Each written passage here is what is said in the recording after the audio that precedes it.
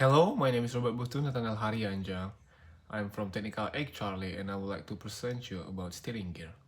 What is steering gear on board ship? Steering gear is one of the auxiliary machinery that functions to change and define the direction of the ship's motion, both straight and turning the ship to the left or port side and to the right or starboard side by moving the rudder.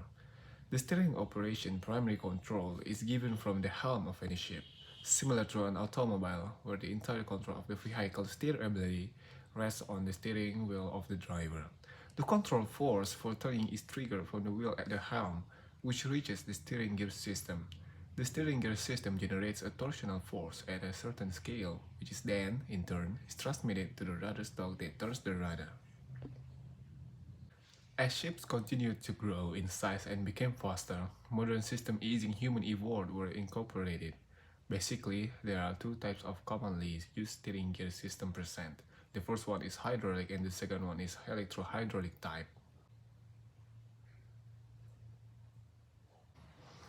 The main control of the steering corporation is given from the helm of any ship, similar to an automobile where the entire control of the vehicle's steerability rests on the steering wheel of the driver.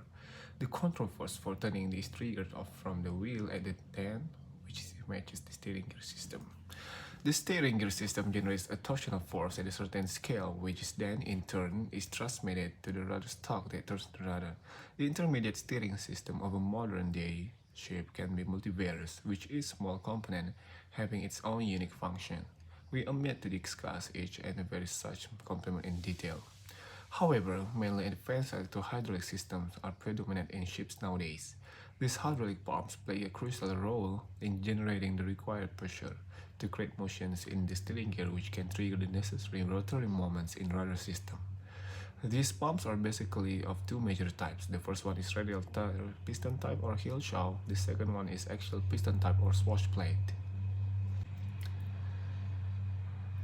They comply with the applicable regulation, statutory provision for steering gears, SOAS 74-78 Chapter 2 Number 1, which is Construction, Structure, Subdivision and Stability, Machinery on Electrical Installation in Part C, which is Machinery Installation through Regulation 29. Steering gear provides the statutory requirements for the steering gears. However, later the same was modified and adopted through Resolution A415, which was adopted on 15 November 1979, provides improved steering gear standards for passenger and cargo ships. Similarly, Resolutions A416, adopted on 15 November 1979, provides regulation for examination of steering gears on existing tankers. Which ship should have a steering gear? Unless expressly provided otherwise, every ship shall be provided with a main steering gear and an auxiliary steering gear to the satisfaction of the administration. The main steering gear and the auxiliary steering gear shall be so arranged that the failure of one of them will not render the other one inoperative. When the ship is required to be turned on receiving an order, say by 10 degrees to port, from the master or the duty officer, the helmsman turns the steering wheel towards port until the rudder has reached 10 degrees to port as read on rudder indicator. The mechanism of the steering gear works as under. Complete steering gear system consists of three main parts named telemotor, control unit, and power unit. A brief description about the construction and working of these components is as follows. Telemotor unit consists of two parts, namely transmitter and receiver. The transmitter is located on the navigation bridge in front of the wheel, which transmits the given order to the receiver located in the steering gear compartment. By turning the steering wheel, the receiver conveys this order to the control unit, also located in the steering gear compartment via linear motion. The telemotor is generally hydraulic type, electric type. As is the case with modern steering system, it could be electro-hydraulic type. In olden days, telemotors were purely mechanical type consisting of linkage and chains with sprockets. As they were operated manually, they required very healthy sailors to operate them. Control unit is the link between the telemotor and the power unit.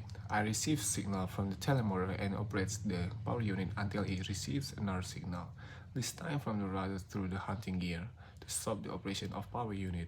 Power unit can be any prime mover like steam engine, diesel engine, or an electric motor. directly coupled to the rudder. It can be an electro-hydraulic unit or an all-electric unit complete with a telemotor.